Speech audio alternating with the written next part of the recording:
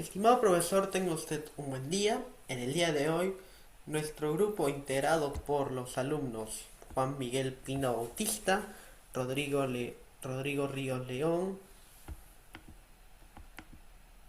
Raúl Anderson Arias Remusco y quien le habla, Giancarlo Martínez Guillén, vamos a hacer la presentación de nuestro proyecto final del curso de Microeconomía Intermedia titulado El control de precios de combustible en el Perú en el año 2022 representa un ejemplo claro de falla de mercado en el sector energético agravada por choques externos y práctica de poder en el mercado.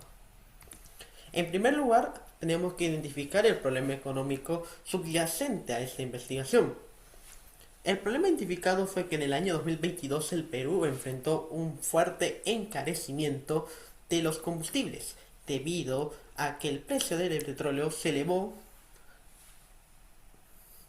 El aumento internacional del precio del petróleo conllevó a que la inflación anual de nuestro país creciera cerca de un 8.5%, muy por encima de la meta generalmente propuesta por el Banco Central de Reserva del Perú de un 2%, con los combustibles y la energía, entre otros, los principales impulsores del alza general de los precios.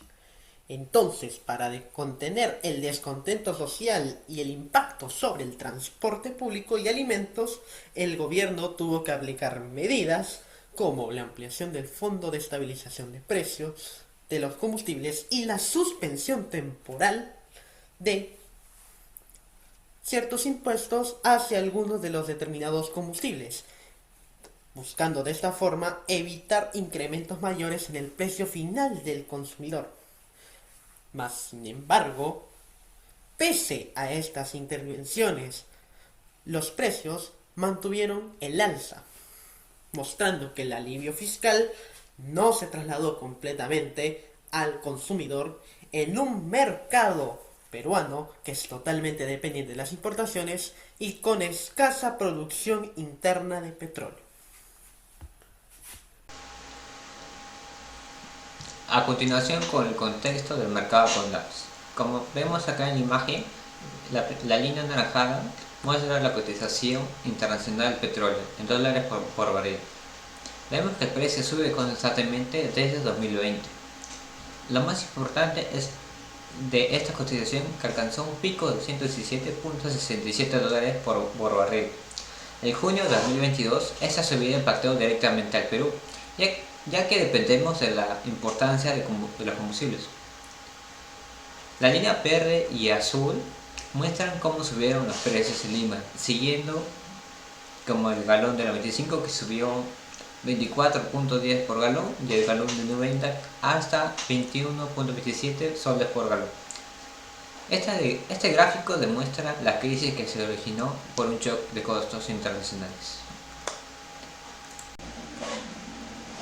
Siguiente imagen. Como vemos acá en la imagen, observamos en el tabla superior que responde a los precios promedio de los servidores mayoristas en agosto de 2022. Estos son los costos de adquisiciones para los grifos. Aquí vemos la magnitud de costos. Por ejemplo, en Arequipa los mayoristas compraban el galón 95 Plus a 19.65 soles por galón. En La Libertad el diésel costaba 13.89 por galón. Estos altos costos de compra son la base para el mercado final. Finalmente miramos la tabla inferior que muestra los precios promedio en grifos y gasolineras en agosto de 2022. Este es el precio que paga el consumidor final. Compramos los precios en la capital Lima. La gasolina 95 Plus costaba en promedio 23.66 soles por galón y el diésel costaba en promedio 17.27 soles por galón. En Cusco el diésel llegaba hasta 18.22 soles por galón. Estos datos confirman que el alza de los precios de combustible y los altos precios mayoristas se transmitieron por completo, resultando un costo de vida y de transporte muy alto para todas las familias peruanas en 2022. Hipótesis o pregunta central. La crisis de precios de combustibles en Perú durante el 2022 fue impulsada por el shock internacional del petróleo, cuyo precio subió más de 130% entre 2020 y 2022, llevando la gasolina de 95 a picos sobre 24.10 soles por galón.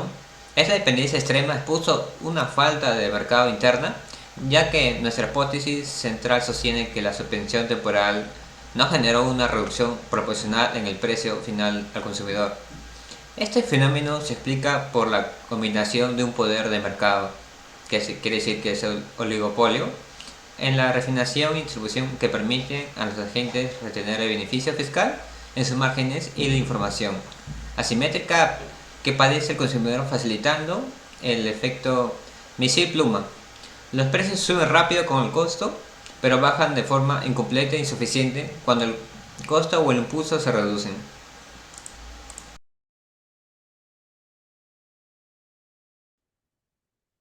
Todo empieza con un shock internacional. El precio del petróleo en el mundo sube muchísimo. Y cuando sube el precio del petróleo, automáticamente suben la gasolina y el diésel, porque dependemos bastante de las importaciones.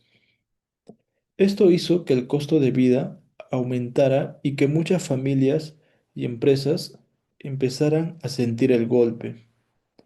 Para evitar que la situación empeorara, el gobierno decidió intervenir. Aplicó dos medidas. Primero, incluyó algunos combustibles en el Fondo de Estabilización de Precios, que básicamente es un mecanismo para evitar que los precios suban demasiado rápido. Y segundo, eliminó temporalmente el impuesto selectivo al consumo, con la idea de que esto hiciera que los combustibles bajaran de precio. Hasta acá todo suena muy bien. El problema aparece cuando miramos cómo funciona realmente el mercado de combustibles en el país. La primera falla que encontramos es el poder de mercado. En el Perú, la refinación, la importación y la distribución mayorista de combustibles están en manos de pocas empresas. Esto significa que estas empresas tienen bastante control sobre los precios. Entonces, cuando el Estado reduce un impuesto como el impuesto selectivo al consumo, no necesariamente estas empresas trasladan toda esa rebaja al consumidor. Parte de ese beneficio se queda en la cadena. La segunda falla es la información asimétrica. La mayoría de nosotros no sabe exactamente cuánto cuesta producir o importar combustible, o cuánto pesa cada impuesto, o cuánto debería bajar el precio cuando el gobierno hace un ajuste. Cuando no tenemos esa información, no podemos reclamar con argumentos cuando sentimos que el precio no ha bajado lo suficiente. Y esto facilita un comportamiento muy común en mercados poco competitivos. Los precios suben cuando los costos aumentan, pero bajan lento y a veces incompleto cuando los costos disminuyen. ¿Qué pasa en la práctica con la intervención del Estado? Según estimaciones oficiales del Fondo de Estabilización de Precios de Combustibles, este evitó que el diésel llegara a casi 23 soles por galón. Gracias a la intervención, terminó alrededor de 16,4. Algo similar ocurrió con la gasolina de 90 octanos, que habría costado cerca de 19 soles, pero bajó alrededor de 15,9. Sin embargo, cuando vemos los precios en los grifos, notamos que la reducción real fue menor a la esperada. El gremio reportó bajas de hasta 2 soles por galón, pero no todos los grifos ajustaron sus precios de la misma manera. De hecho, solo un poco más del 70% sí redujo sus precios, el resto prácticamente no bajó nada. Esto nos indica que la rebaja del impuesto selectivo al consumo no se reflejó completamente en lo que paga el consumidor. Entonces, ¿qué conclusión nos deja esto? Que la intervención del Estado sirvió como un parachoques, ayudó a que los precios no se dispararan aún más, pero no garantizó que las rebajas llegaran totalmente al bolsillo de las personas, ya que existen problemas estructurales en el mercado, pocas empresas controlan gran parte de la cadena y la información del consumidor es limitada. Mientras estas fallas no se corrijan, cualquier medida fiscal, como eliminar un impuesto, siempre tendrá un impacto incompleto. Por eso, además de reaccionar ante emergencias, es importante que el país trabaje en hacer más transparente la cadena de combustibles y fomentar mayor competencia.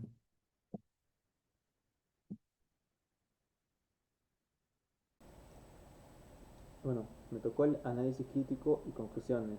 La intervención fue útil para amortiguar el shock externo en el muy corto plazo, pero su efectividad neta sobre el precio al consumidor fue limitada y costosa fiscalmente, y no corrigió las fallas estructurales del mercado.